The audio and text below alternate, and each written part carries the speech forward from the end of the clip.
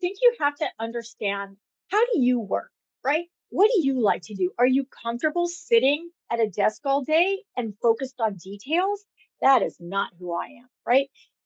I like to be a connector. And I think it's really helpful for people to understand what their own strengths are and double down on your strengths and how you want to spend your day. Then you can figure out what kinds of careers match your Yeah. strengths and how you want to spend your day to align with what you're trying to achieve, what that outcome is.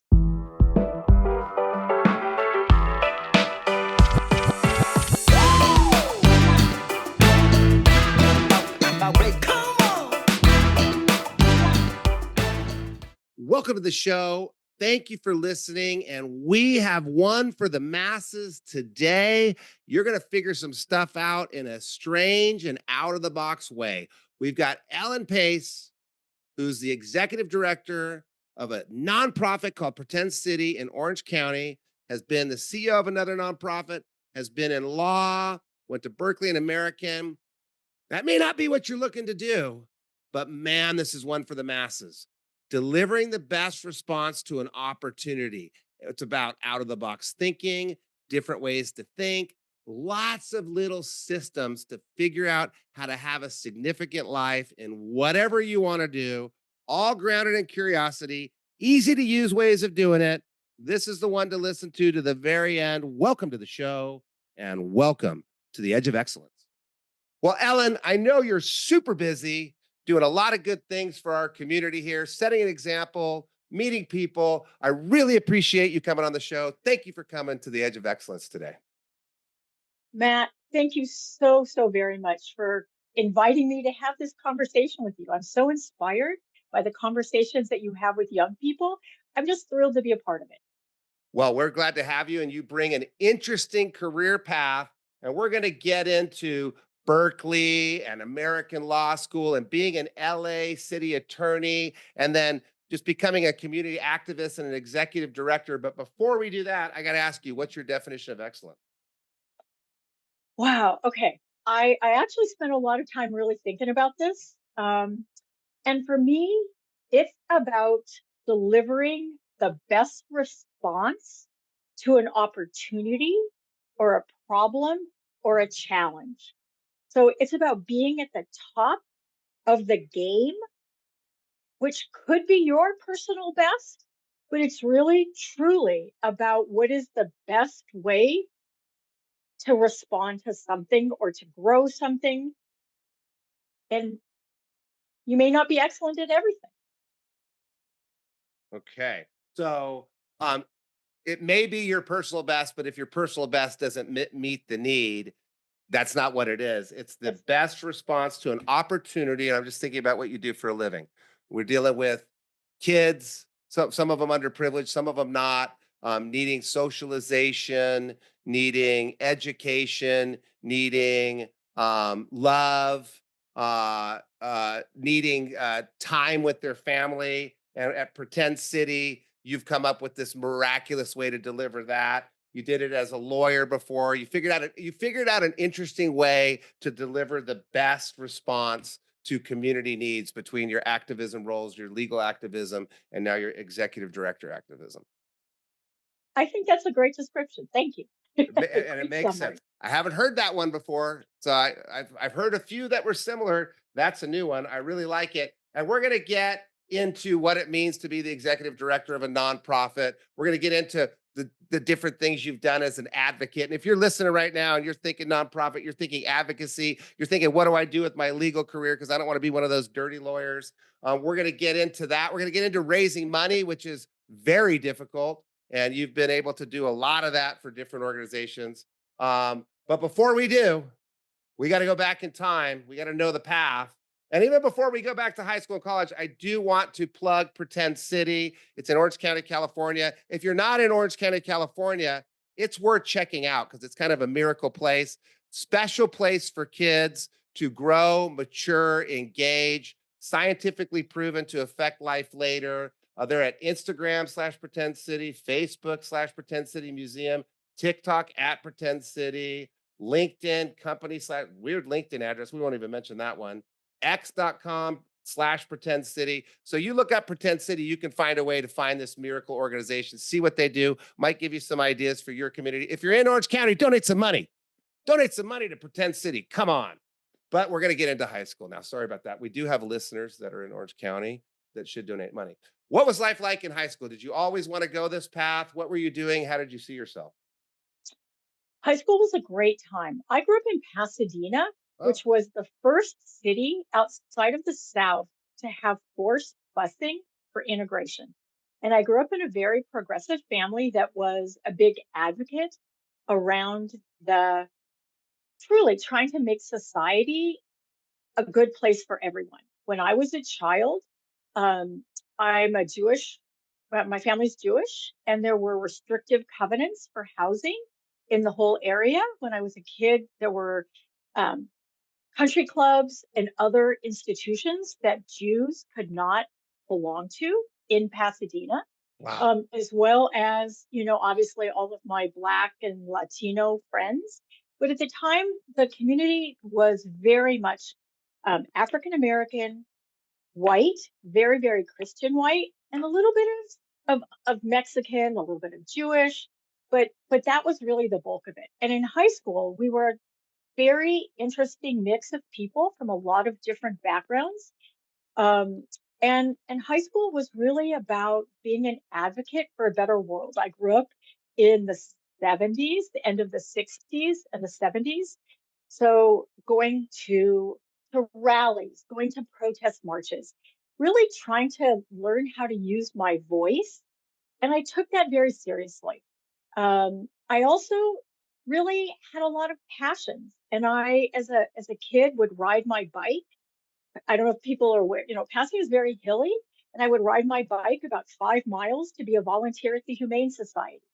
And I tried a lot of different things. I went and after school, I was a volunteer at City of Hope and was what in that they called a recreational therapist to play with people that were in the hospital and needed some activities to do. So I spent a lot of time in high school truly just exploring and finding my voice, as I said. And okay, so that's interesting. Interesting that are you a product of your DNA or your upbringing? What is it? Culture? What do they? There's a phrase for it. You know what I mean? So, well, it was both kind of culture, it was family, it was the political environment at the time. So I was totally a product of my environment. Yes, I still wish you could read my mind and figure out what I was just thinking right I there, because wish there's I a could. very common thing that people say: nurture or nature. There it is, Oh, nurture or totally. nature.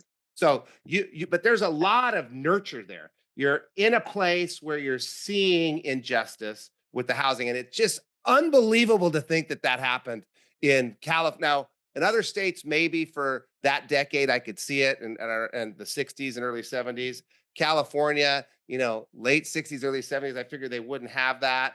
Mm-mm. Interesting that you're in this place that nurture where you're seeing injustice, and probably nature and nurture, you decide to do something about it. So instantly you're on the path, but it seems accidentally on the path. You're instantly on the path to the Berkeley and the American universities and this getting into all the colleges you apply to, because it's not like these days where people are, they know they got to volunteer. They need to get a job, by the way. They don't always get jobs. They know they got to volunteer. They know they got to do sports. They know they got to do clubs, but you're doing it from the soul. You weren't doing it to put some things on your resume. Absolutely. Absolutely. I also spent a lot of time, I'll confess, babysitting for 25 cents an hour. Ooh. I worked for a friend who had an airplane, a model airplane factory. And so it's starting at 14, I put together model airplane kits. I worked at Kentucky Fried Chicken from the time I was 16 till I graduated. I worked in a local record store. So for me, I wanted to be active. I wanted to be busy and, trying all of these things. And I wanted independence. So being able to earn some money gave me the opportunity. My family did not have a lot of money So being able to earn some money allowed me to be a cheerleader, pay for cheerleading, be able to, go out with friends and do things. And that's how I funded my growing up.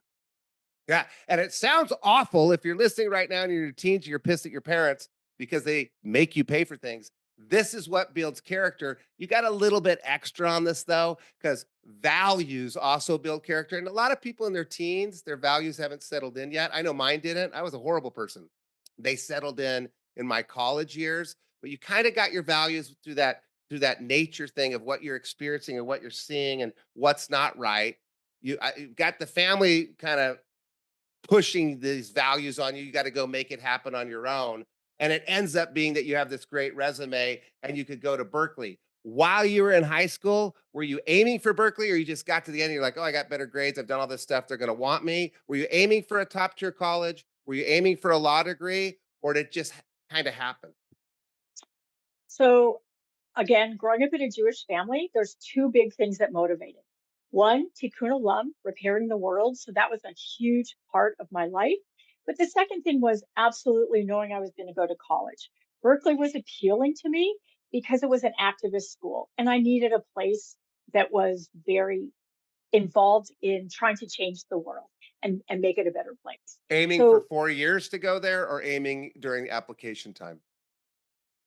oh, forever, So you forever. always wanted to go there. I I wanted to always go to wanted to go UC there. Santa Barbara since I was a freshman, Yeah, not for the yeah. altruistic reasons you said for bikinis. But you knew where you were going in high school. You love it, but it's a passion thing. You found what It you was. found. You found your path in high school. You got lucky. I applied to 2 colleges. I Okay. applied to Berkeley and I applied to Michigan. Okay. And I went to Michigan to go visit. I had friends there and it was snowing in April. There was no way I was going to Michigan. Okay. Yeah. And Yeah. if you're listening right now and you haven't found your path, that's okay. I was on a wrong path and I found my path later. Some people, they just know what they want to do right away. Some don't. Some people change what they want to do. But you go to Berkeley, and what did you study at Berkeley? I actually ended up studying history because I fell in love with a couple of the professors that I had.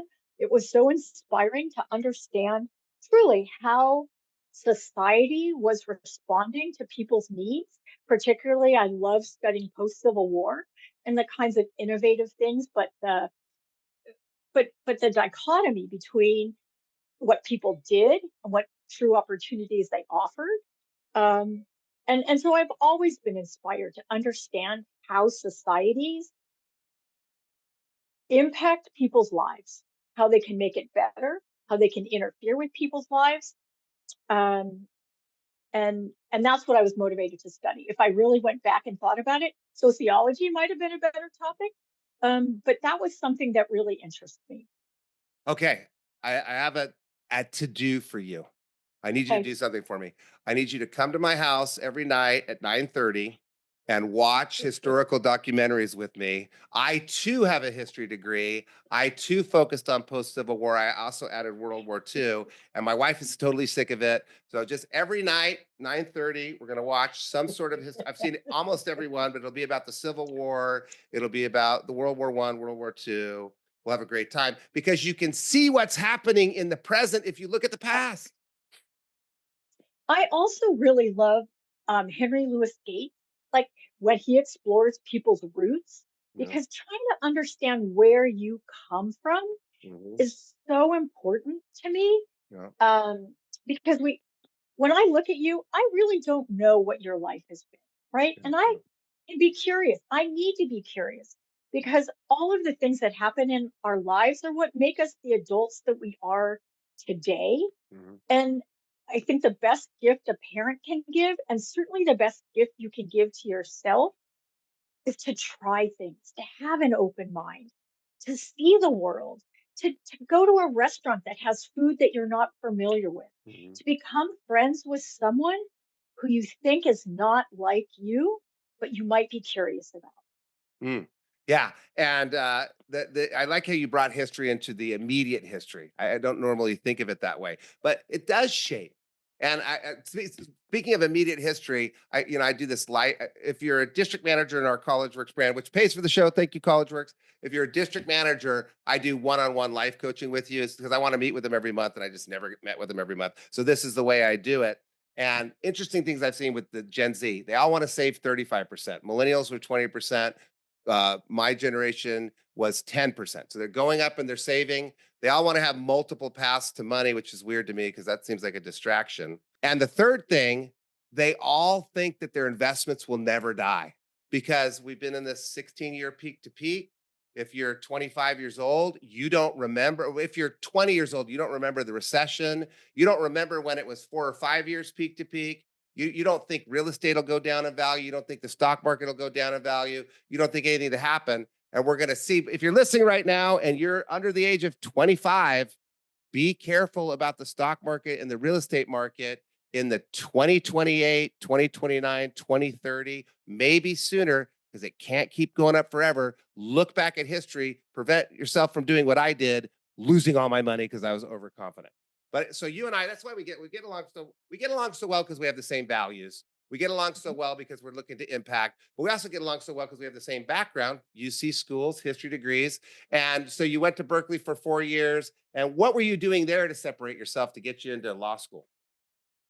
So I wasn't focused on getting into law school. I went to law school because I wanted to have an impact on the world. And in that day, all of my professors said, if you want to be able to change the world, you need to go to law school because that is how society um, makes change. And so I went to law school and And I and went and we're but when did you decide you needed to go to law school? Was that early at Berkeley? towards the end of my career, I really wanted to get involved in the world of education.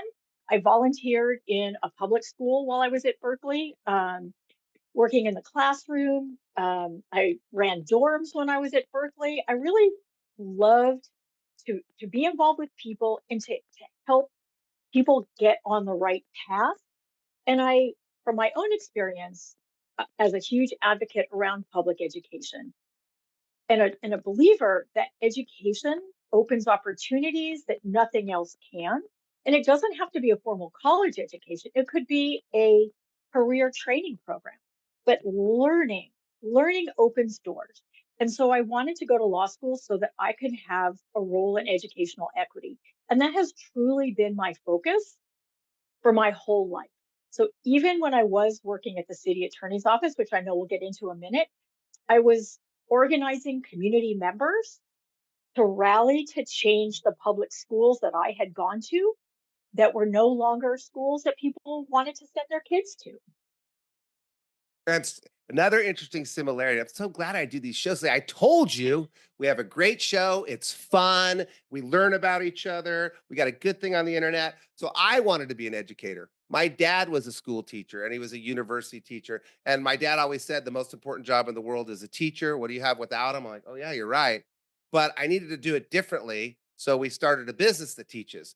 You wanted to be involved in education. You did it this different way. And now you run this great organization that everybody loves so much that's all about education. It's interesting. And I think a lot of listeners like, wait a second, I don't know what's going on in my life. I don't know where I want to go. But you can look at what are your passions, what draws you in. It's a little bit different to get to the point from the mainstream way of doing it to these kind of out of the box ways. So, how do you find the out of the box way? I mean, you could have gone into teaching. We were in Pasadena. You were volunteering at these different places. You're an advocate already. In college, though, you're working in schools. You could have gone the mainstream way. What would someone do that wants to? They know they want to be a teacher. They know they want to do something, but they just don't want to do it the way it's done by everybody else. How'd you figure out? I know you talked to people because they told you to go to law school. How'd you figure out that you could become a lawyer in the city of LA to affect education? I think the one thing that I would say more than anything is everything is about relationships and about being curious because you don't know what you don't know if it's outside of the world that you live in. So my husband was a commercial photographer. And he used to do all of these amazing food shots and things like that. And I had no idea that you could be a food stylist, that you could spend your time making food to be photographed. What a cool thing to do. You I you wish Jill have did to that. Jill uh, needs to make uh, food to be photographed, not for me to eat, but keep going. no, but so the point really is, it's like you just have to be curious and talk to people and let people open doors and open ideas for you to think about how you can impact the world. Or if that's not your passion, if your passion is you just really want to go and be in the world of advertising, talk to people, find out. Like, the world of advertising is a huge space, What is huge. the world? And Yeah. so go and have informational interviews. Try to get connected to things that are outside the world that you're in, because the world that you're in is very small compared to the world of opportunity. And be open, truly be courageous to try things. You can always leave. You can always say no. But if you don't try to walk through a door, you never know what's on the other side. And how can you deliver the best response to an opportunity if you're not curious and not asking questions? How can you be at the top of the game and the best way to respond to a problem if you don't know 100 not best ways? Right? So you're this hippie drum pounding kid at Berkeley. I had to throw that in there. That's for you, You're Uday. right. You're right. And you got this experience that's building and building and building, but you have one thing that most people skip. Get off the phone, stop checking the Instagram feed, and go ask people. I was just in Minnesota and I had 125 people and they're all going to go out selling. I said, you have an opportunity to ask everybody that you're working with what they do for a living and what's it about. There's 123, and they all, by the way, the average is 25 jobs that a college student knows about. That's why we do the show. 125 more. There's 140 podcasts. That one little point, if you take one thing from this, everything's about relationships. Be curious. Double your intake by just asking a question to the person on the bus. 100%. Talk to the person sitting next to you. So I am not really a very outgoing person. I'm pretty shy. So if I go to a party, I will stand in the corner and not talk to people. But if I have a mission about Oh, what I'm trying to do, so I don't have a problem speaking in front of 100 people if I'm talking about my passion project.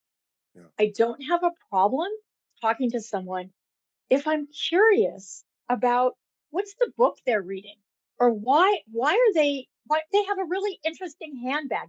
Maybe it's handmade, and I'm really curious about it.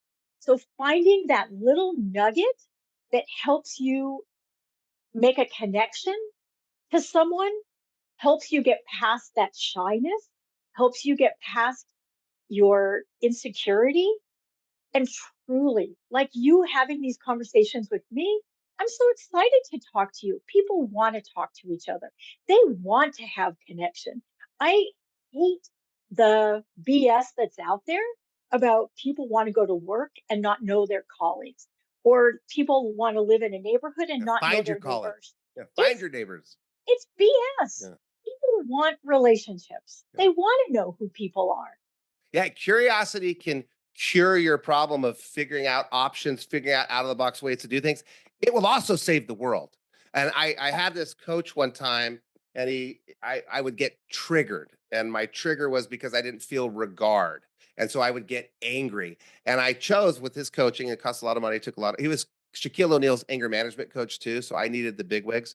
Um, I learned to be curious. So when I came home and I had lost all my money and my house is for sale and I see Nordstrom's bags and I freak out, then my wife says, "Hey, I haven't bought a bra for 2 years. There's a bra in there. The kids needed clothes. We've been broke for 2 years. It was all on sale. Those 3 bags cost $30." I realized, oh my God, I should have been curious, not anger. So think about our misunderstandings in the world. Get curious about culture. Think about what you're mad about. Get curious. If you stop and get curious, you'll find your career, but we'll bring peace to the world. Oh, I'm there. I'm banging on the drums at Berkeley. I've been to those drum circles. They don't have it anymore. I know, I know, I know, They I built know. some But big yes, fat that's $100 billion exactly building. Saturdays and Sundays. Drum circle. Yep. Getting The whole curious. plaza. All right, so I'm going to get curious now, and I love that. Deliver the best response to an opportunity. Get curious. Figure out of the box. Get curious. Figure out how to save the world. Get curious. So now I'm curious. You get out of Berkeley. You decide to go all the way across the country to beautiful campus. Shout out to American University, beautiful campus, great school for undergrad and law school in DC, but a little bit outside enough so you don't have to pay as much money. Still super expensive. What drew you to American, and what was happening in American to go into the LA city attorney's office? All right. So I went to DC because I really thought I'm going to go to the place where policy is made. That is the place where it happens. And I realized very quickly that being at that level was not what I liked. I wanted a grassroots relationship with change. Okay. Too much horse trading, too much other stuff going on at the Washington level. So that Um, just listening to the rest of this, that means you weren't just going to law school, you were volunteering somewhere, working somewhere, doing a bunch of things, right? Well, I will also say that one of the reasons why American University was very appealing to me, and the world has changed since then, it had a lot of opportunities to actually work while you were in school. There were clinics, there were volunteering opportunities. I don't sit still well. And I think that's probably true for a lot of learners. So you don't have to sit still. You can be active. So I would actively participate in representing people in court, or I would actively participate in working on weatherization issues or youth law issues. Bring it, bringing those issues to life. I can debate. I love that kind of stuff, but it's not fulfilling for my soul. I need to know that I'm doing something meaningful. And so picking a school where I had that opportunity was really important for me. And spending the summers doing those kinds of things was really important for me. I will say I do have very few regrets in my life, but one regret that I have, which I'm really proud that my children took advantage of, even if I didn't, was to live abroad.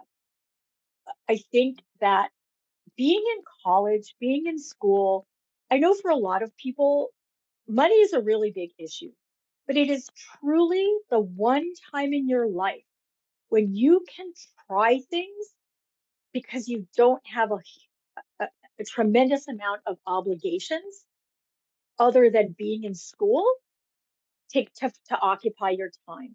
So, yes, it costs you to go to undergrad, but you know what? Go live in Europe, go live in South America, go live in Asia, go see how other people view the world while you have the time. Try to learn another language, try to understand that your view of the world is not the only one. Your view is a great view, but there are other ones that are just equally great too. Yeah. And I think that's really Curiosity. important. Curiosity. Curiosity. Maybe the best Yes. response to an opportunity, Yes. problem, or challenge exists in someone else's mind. Yeah. That's Uh, fantastic. But you still get a yellow card. You get yellow carded. The only opportunity is when you're in college. Okay, action number two. no, it's not. But the reason why I say that What you said. um, is that it's the easiest time The to be able easiest time. to do You it. know the second easiest So time? Right now. it's is Right right now. now. Absolutely. But I have to build a new museum. So my next Okay. opportunity is when that museum is built, then I'm going to go live abroad. Okay, guess what? I've got to finish building my company and then I'm going to live abroad because another similarity, I didn't get to study abroad. My brother did, my daughter did. It's pissed me off all my life. I made a vow Oh, when I missed a trip to Spain. I'm going to go to Europe every year for the rest of my life. And I have, but I have to live in my cousin's village and experience the English village that my cousin lives in. I have to live in Spain. I'm going to hold you to it too, at least for 6 months. my son and lived in Chile and Argentina. My daughter's lived in Paris. My other daughter has lived in Israel, Spain, and now she lives in Mexico. So half my family is from Mexico, another half is Ethiopian and Jamaican. So we have a lot of Ghanaians. Um, the world is such an interesting place, Yeah, such an interesting place. And to your point, like I don't know everything. And as a leader, I want to learn more so I can help the people around me make good decisions. And though that information may not be in my building, the information to make a good decision and to be excellent might be in another country. It Yep. might be in a nonprofit down the road. But if you're not curious, if you're not trying to gather all that information, you can't make the decisions that help you be excellent. And yeah, if you're paying attention right now, there's a lot of serendipity in this story. There's a lot of things that happened. But you know what? Luck is when you're prepared when the opportunity knocks. There is serendipity, but it's because opportunities taken, chances taken, pushing. And then I got to say this, people don't like this, working really, really hard. Already in Working law hard. school, bunch of jobs. Already in college, bunch of jobs. I don't remember how many jobs that was in high school, but there was KFC for 4 years with other jobs cycling through. Are you wasting time? And I watch TV every night. I do those documentaries, but are you wasting your whole day away? Is your energy on learning a daily thing or is it a monthly thing? Because if you want to be a leader, like Ellen just said, you want to be a leader, you're listening to the edge of excellence, you want to be excellent, you got to always be growing or else you're getting stale. Doctors go to classes once a year, business people, executive directors of nonprofits, other professionals, if they're not going out there and learning, and you can, this is an out of the box show. Ellen's gotten a lot of out of the box ideas. Out of the box learning, make it fun. You want to work out a lot? Find a sport you enjoy. You want to grow? Go out and make it fun. Travel's fun. Talk to people. I just went and Bill Lyon, shout out to Bill Lyon, the nicest person in Orange County. We love The Bill Lyon. nicest person in Orange County. Absolutely. He is, it's been studied. He is the nicest person in Orange County. And I have the ranking, by the way. Greg Mirage, number three. Oscar's below me. Just calling it like it is. Brad Uh, Stewart's pretty high up as well, I will tell you. I'm not in the top five. Matt Stewart is an asshole sometimes. Bill Lyon, never been an asshole. Harrod, never been an asshole. Bill Lyon did not come with me, though, on the trip that he was supposed to come with me. We went to 5 countries in 5 days. We went to El Salvador, never been there before, 74th stamp on my passport, met the ministers of everything, learned about the Wow. Bitcoin, learned about how they cleaned up crime. There's some interesting ways to solve the crime problem, to solve the gang problem down in El Salvador. Then we go to Panama right before Rubio got there, met with the same ministers. We're talking about interesting ways to solve the problem of China wanting to invest and us being 76% of the consumer base. We go to Colombia. We met the guys from Narcos.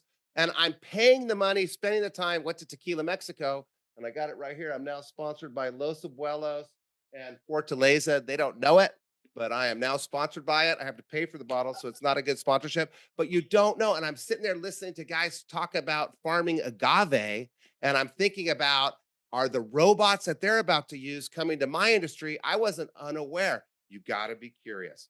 So you're in there, you're kicking ass and doing all this extra stuff. Why most people don't. We keep brushing over that. Serendipity made by yourself.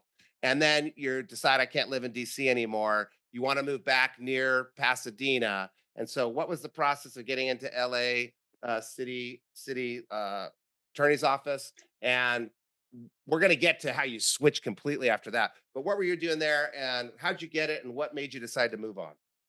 So actually, before I was there, my first job out of law school was working for a Jewish civil rights organization, really being an advocate around First Amendment rights and working with school districts on how they implement First Amendment rights for kids.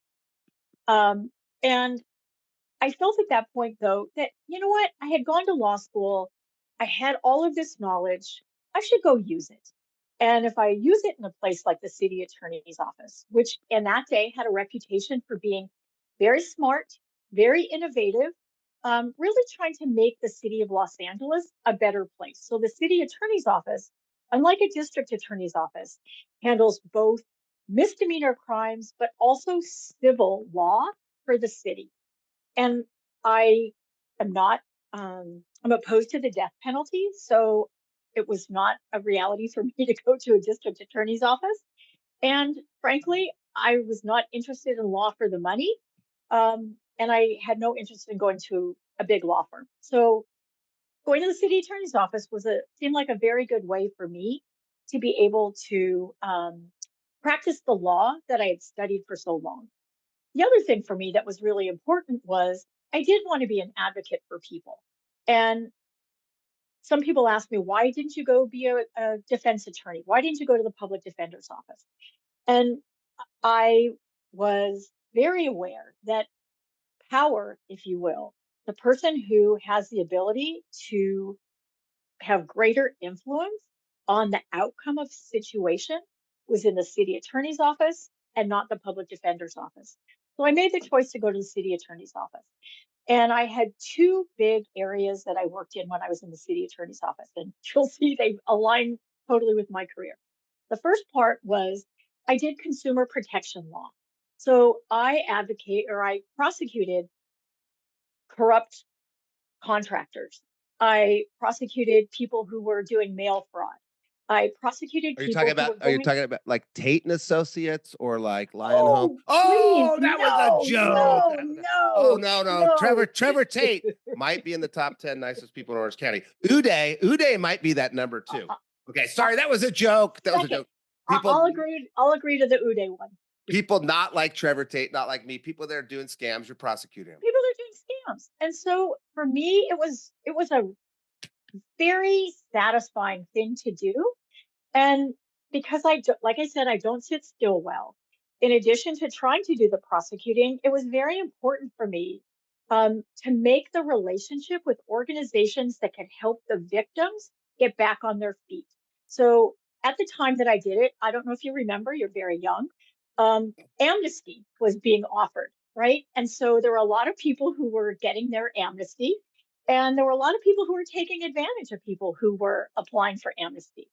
And so those are a lot of people who missed their opportunity to become citizens in this country or to get legalized, right? So I did a lot to, whether it was a victim of an amnesty fraud or a victim of homeowner fraud, a victim of construction fraud. I built those relationships with the Legal Aid Society or the consumer protection organizations or the immigration lawyers to help those victims be able to get the restitution they needed, because all I could do as a prosecutor was have the criminal punished, but most of the time they don't have money or they don't have the remedy that can support that victim. So I say this in part because we have the opportunity to do more than what we think our little space in the world, the box that we think we occupy, to have a greater impact. And I think that's truly what a leader has the opportunity to do, is to see things in a bigger way and not in a tiny space, but to understand that there are lots of trickle downs and dominoes from every little thing that we're involved in life. And if you truly want to have impact, you have to pay attention to all of that and see where you might be able to have some influence. So, and I'm just going to turn this into kind of what I think is your accidental. And as you're talking, it's nice to be really smart. That helps. And not everybody is as smart as Ellen, but everybody can focus on the relationships and the cure. There's just a lot of curiosity, So first off, what's the outcome you want? Not what do you want to do? What's the job? What's the task? What's the outcome? You want to change the world. Okay. What's the path to that? So first, what's the outcome you want? Not the job, not the career, not the money. You're not going to make very much money if you're not focused on outcome. I want to help 20 somethings skip a couple decades of pain and suffering. And I've got a bunch of different ways to do that because I'm curious and I don't know anything about podcasts or computers or anything. I just ask people because I am not young, like she says. My body is 97 years old. My body is 97.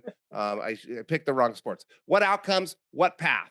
What aligns with your values? Didn't want to go to the prosecutor's office because of the death penalty. Didn't align with the values.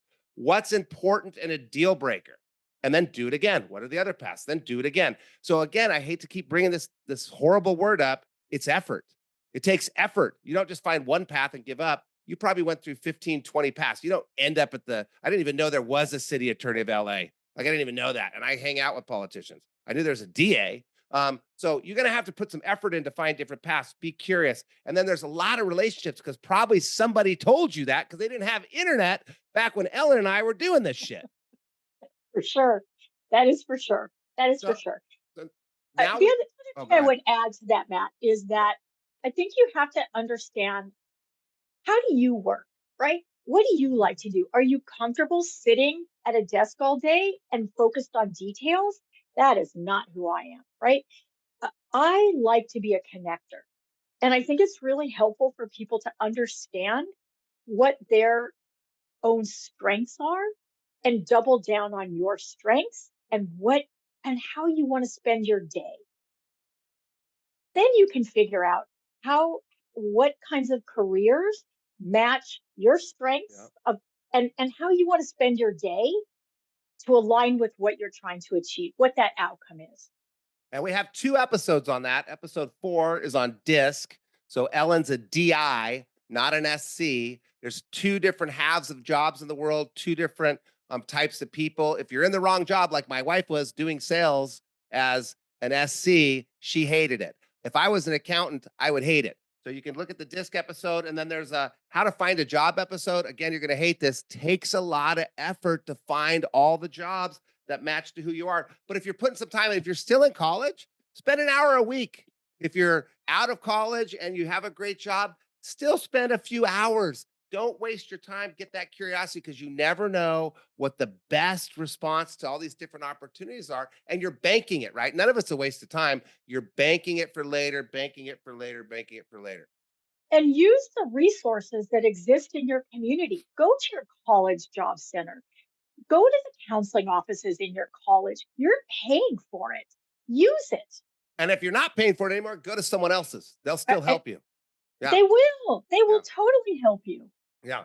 Okay. So now it gets really crazy. And this is going to happen to most of our listeners. They're going to be doing something. They're going to like what they're doing. They're going to be impactful in what they're doing, but they're going to maybe want to change. So you jumped out of law into the nonprofits and moved into the executive director role. And we're going to get into what an executive director is, but it's the same as a CEO or a president. It's labeled differently in a nonprofit. What caused that? What was that? Just finding another opportunity, that curiosity in relationships? So I've had a almost 40-year career now since being in college. And I can look back on it now and say, I get that 7-year itch. After 7 years, I need to change. And sometimes you're lucky and you work in a big corporation and maybe you can go do something different in that corporation. And I did that in the city attorney's office. But at some point, it's like, wait a second, this isn't what I want to be doing. I want to do something else. And I looked around the people in the city attorney's office, and I was there for almost 15 years. And in the day, people didn't leave those jobs.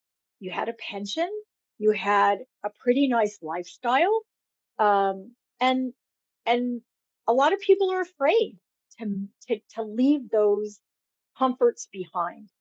But life is short, and for me, I couldn't be happy unless I did something different that fulfilled my passion and my soul.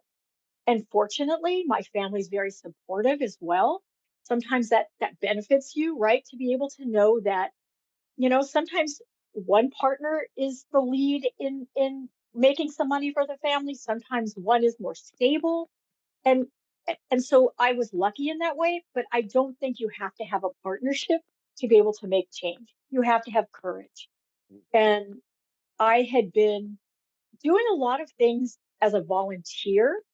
I had started a community nonprofit to engage community members as well as teachers, administrators, and others to reform the public schools in Pasadena because they were not the kind of place that I would want to send my children to. And at that point, I had children, but it was also not the kind of schools that the community deserved. And I wanted to organize the community to become re-engaged in the schools.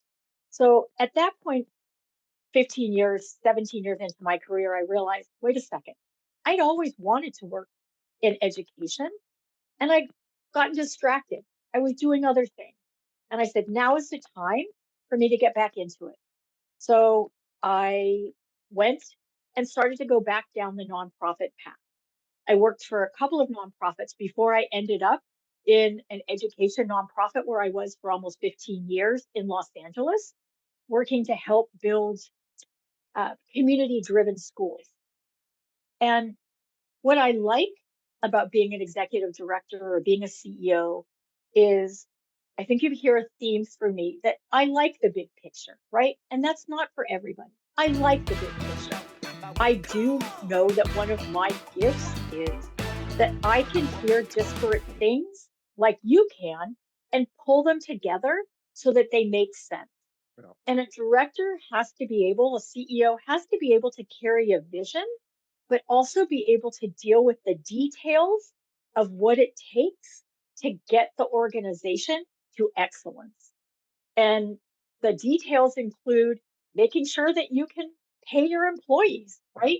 Making sure that you deliver a quality product, making sure that you are promoting yourself in the ways that are important for your organization, making sure that you're providing the continuous learning or the satisfaction that your employees need for them to be their best selves.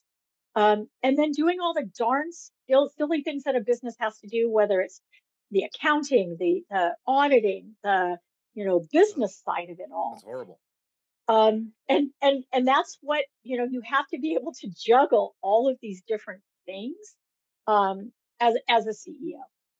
And so you've really had two careers, a legal career and an out of the box educational career.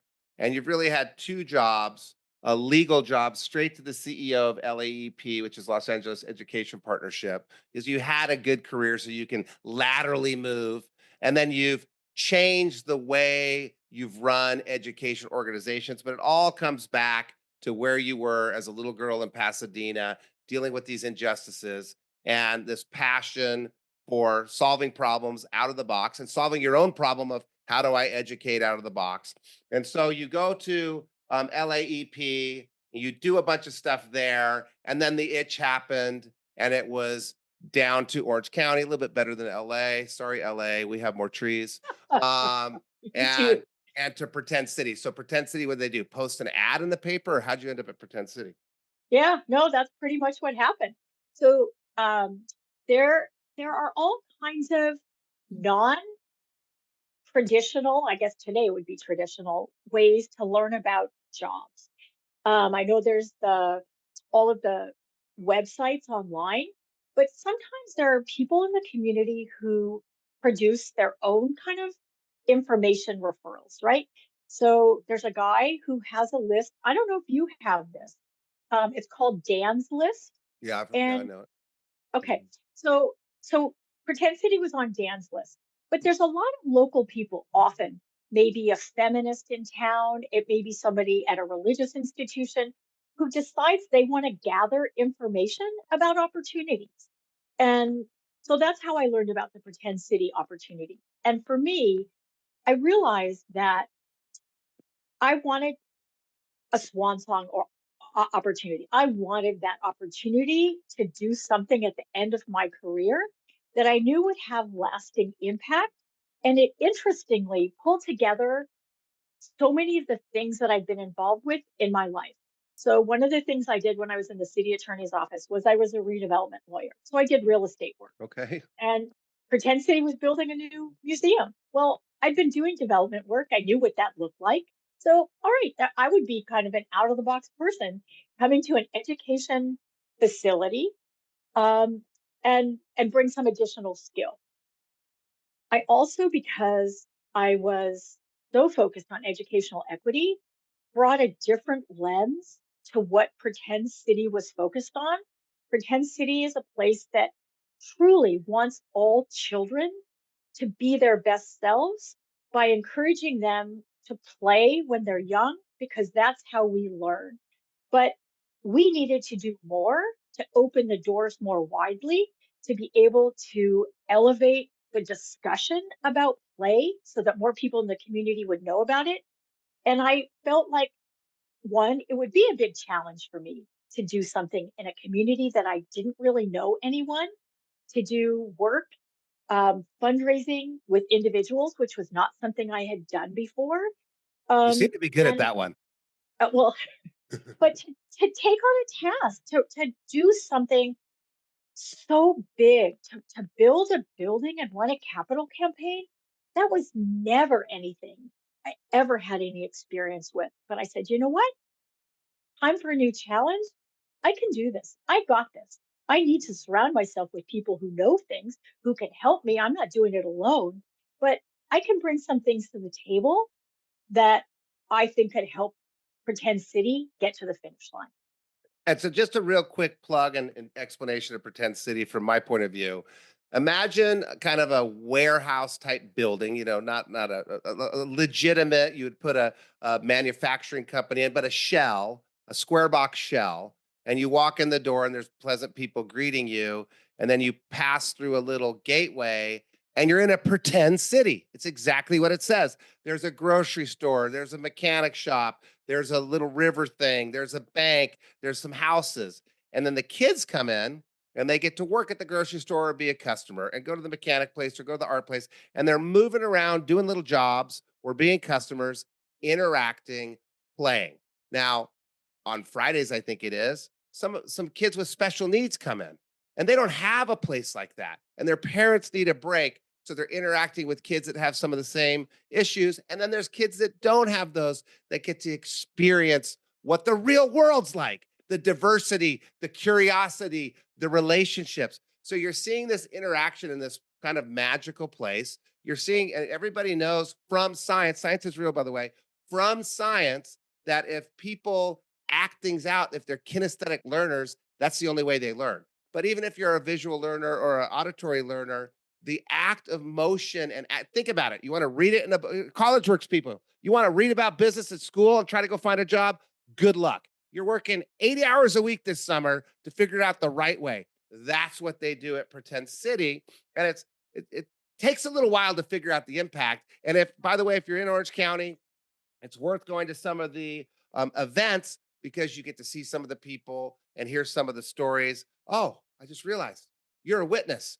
Ellen is my witness. Those of you that have heard this story before, Ellen puts on the event where I became the cornhole champion of Orange County 3 years in a row. Had to miss the event last year. Just weird ways to bring the community in. But the real craziness is weird, out of the box, best response to an opportunity, problem, and challenge. It's not just going back to school. Parents need time. Parents need help. Kids need interaction. We can't sit on our phones and figure this stuff out. We got to go do it the old fashioned way, like they did in the 1800s. You go act it out. So that's what Pretend City does. Interesting that you came in right before the building. So what is it now? 20,000 square feet? We are about, 13,000 square feet of learning space, and we're going to have 20,000 of learning space inside and 20,000 outside. So we're So building a 50,000 square foot building. so triple the size. And now we're talking about executive director. You got to do all that management stuff, make sure the bills get paid, all that stuff. But it also involves asking people for money. So that's where the sales skills come in. That's where the influencer. So you had to go ask a lot of people for money, a lot of corporations for money. I believe you got the city of Irvine to donate the land, which is probably valued at least $5 million an acre. No. We have to pay $1 a year.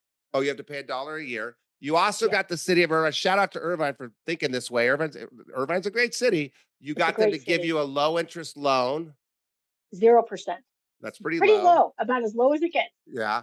And then community members, and some of them had donated to build the last one. Shout out to Bill Lyon, nicest guy in Orange County. We notice what you do for our community, Bill Lyon, probably leading the pack again, like he always does. And you got a bunch of people to donate. I think it's 23. I haven't talked to you for a while. Is it 23 million? Well, we still have a gap of about 23 million, but we currently, but we have raised 68% of the funds for our almost $70 million project. Wow. And so you're still out there working to raise some more money. And I mean, and you've got this great team working with you, and you've got all the backing of all the right. I mean, the people that work with you are all the ones that I want to hang out with. That's, by the way, I support Pretend City, not because it's my cause. My cause is people in need of hunger. I like the education thing. I'm already doing that. I support Pretend City because Bill Lyon supports Pretend City. I support Pretend City because Trevor Tate does, and Harad Ahmadi, and these people that I respect And that's what I love about business. You leverage things. I don't want to go figure out what charity to support. I want them to tell me. It's easier for me, and I'll support their passion. That's how I got involved. But you're out meeting these people, getting these support. You got a shout out to Nelma too. Love Nelma. Nelma and Uday. There's to be an ED, to be an executive director or CEO, same role. You have to have that deliver best. You have to have that curiosity. You have to have relationships, but you have to be sincere. And you can tell Ellen's been sincere from day one. If you listen to the show, you can tell I've been sincere. We're not getting fake, Ellen. There's no facade, Ellen. Yeah. You get what you get. If you like Trump and you didn't like her political views, one, you're wrong. But two, you still get value out of curiosity of people that are different than you. Getting hyper here. Hyper. So anything I missed on Pretend City, anything else we should say about Pretend City? And again, you can find it Instagram, Facebook, TikTok, LinkedIn, / Pretend City. You can Google it. And great ideas for your community if you're thinking about doing something different. Say one more thing. So I think one of the things that, building on what you've been talking about, people who come to work at Pretend City, they often think they're coming to work here because they want to work with children and that being a teacher is the only way that you can work with children. So when you come to a place like Pretend City, or you go to other places in the world, you realize, wow, people who work with children could be an occupational therapist or a speech therapist. Mm-hmm. It could be a nurse who works with children, right? Mm-hmm. It could be an art therapist who works with children. It could be a nanny. It could be a psychiatrist. It could be someone who educates the people who work with children. So, to the point that we kind of started with, there's so many ways that you can find to address the things you care about. So, if you don't want to be a classroom teacher, but you love children, you can maybe, what if you were open a restaurant that provided meals to schools? That would be another way to support children. Mm-hmm. So when you come to a place like this, or you just open up your mind, you can realize there's so many ways that you can make your passion come to life. And coming to a place like Pretend City, because we are a city, opens your mind to what those opportunities are. I would end on that because that was awesome, but I have to have one more question. You gave me the Just sacrifice that you made that you regret, which I call bullshit on, and that's the not traveling abroad. What sacrifice did you make in your early life that seemed like you would regret it, was a real bummer at the time, but you look back and you're like, man, I'm so glad I did that. Whew. All right.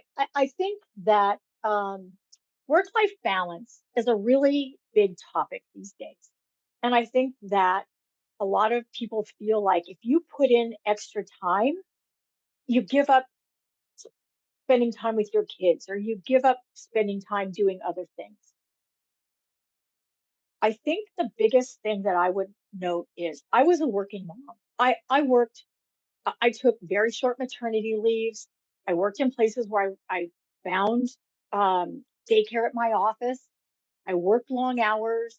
I drove my kids with me in an hour in the car each direction. So they were commuter kids when they were little. It's not about the time, it's about the quality of the time that you spend. So I would invest your time in your career and I would invest your time in your family. And I would make sure that the things that you care about when you're doing it, you're in that moment. That's what I would say. And by the way, you can, if you invest time in your career early and you get far ahead, you're so far ahead, you can kind of have freedom. That's you get free. If you screw Yep. around for your 20s, you're not on the edge of excellence. You're not getting the freedom. Well, I really appreciate you coming out. Here's what I'm going to do. This is my little trick. I'm going to come to your event. I'm going to go to one of your board members. I'm going to say, how much are you thinking about donating when Ellen says raise the paddle? And I did this to Roop. I got him from 2,500 to $5,000. And I'm going to say, all right, if you do $5,000, I'll do $5,000, which I've done a couple times. I'm going to do that 2 times. Roop is a target for sure. Bill, I can't do that with, but I'm going after Roop, Harad, and Trevor. We're going to double some donations. Thank you for making time to share your wisdom. Thank you for making time to share your out of the box way at life. Thank you for making time to share the possibility that maybe you've already found your passion. You just need to figure out how to execute it. We really appreciate you coming on the Edge of Excellence today. Thank you, Matt, for having me. It's been wonderful talking with you. You are true community gem. Yes, maybe you're a little wild, but that's what makes you wonderful. And we truly appreciate you. Well, the wild people are the ones we need. We can't just have boring people like some of the names I mentioned. We need the Nicole Lyons and the Matt Stewarts of the world to hype up the Bills and Jills. Thank you so much. This has been awesome. Thank you.